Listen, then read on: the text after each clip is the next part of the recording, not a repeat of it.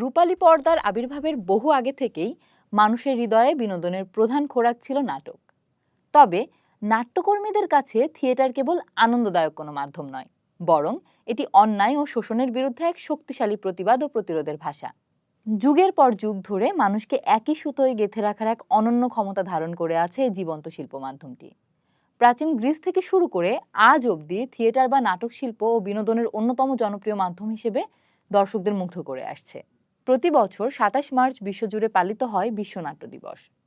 কেবল উদযাপন নয়, বরং ধ্রুপদী নাটকগুলোকে সংরক্ষণ করা এবং নতুন প্রজন্মের কাছে নাট্যচর্চাকে ছড়িয়ে দেওয়ার লক্ষ্যেই এই দিনটি উৎসর্গ করা হয়। ইন্টারন্যাশনাল থিয়েটার ইনস্টিটিউট, সংক্ষেপে আইটিআই, এবং বিশ্বব্যাপী নাট্যকর্মীদের সম্মিলিত প্রচেষ্টায় এই দিনটি উদযাপিত হয়।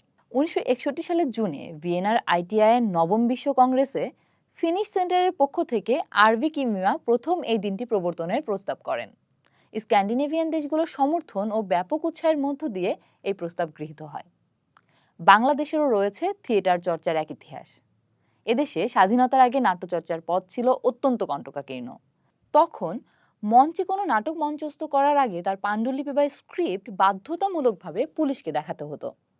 নাটকের প্রতিটি সংলাপে ছিল কঠোর সেন্সরশিপের খড়গ। সে সময়ে শাসক গোষ্ঠীর ভয় ছিল মঞ্চের প্রতিবাদের ভাষা নিয়ে। এই মঞ্চই জন্ম দিয়েছিল সেলিম আল দীন, মামুনুর রশিদ, সৈয়দ জামিলের মতো নাট্য ব্যক্তিত্বদের। জাতীয় নাট্য আঙ্গিক নির্মাণের আকাঙ্ক্ষা নিয়ে বাংলাদেশ গ্রাম থিয়েটার যাত্রা শুরু করেছিলেন সেলিম আল দীন। ১৯৮২ সালে ঢাকা থিয়েটারের তত্ত্বাবধানে মানিকগঞ্জ জেলার দৌলতপুর উপজেলার তালুকনগর গ্রামে বাংলাদেশ গ্রাম থিয়েটার যাত্রা শুরু করে। গ্রাম থিয়েটারের প্রথম সংগঠন তালুকনগর থিয়েটার ১৯৮৩ সালে গড়ে ওঠে। সে বছর তালুকনগর থিয়েটার চৌকোনা খোলা মঞ্চে মঞ্চায়ন করে চোর নাটক ও ঢাকা থিয়েটার মঞ্চায়ন করে সেলিম আল দীনের রচনায় ও নাসির উদ্দিন ইউসুফের নির্দেশনায় বাসন। দ্রুতই একে একে গড়ে ওঠে বংশাই থিয়েটার, গৌরাঙ্গী থিয়েটার সহ শতাধিক সংগঠন। শুরু থেকেই গ্রাম থিয়েটার আন্দোলনের সাথে যুক্ত ছিল কুষ্টিয়ার বোধন, বগুড়া থিয়েটার, ফেনীর সংলাপ এসব নাটকের দল।